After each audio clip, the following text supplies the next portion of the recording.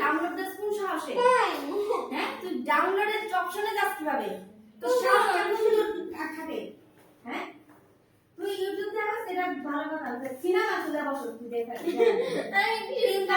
cinema দেখি কেমন করতে আমার মোবাইলে খুলে তুই ডাউনলোড দিস সাহস করে মোবাইল দিয়ে বানাস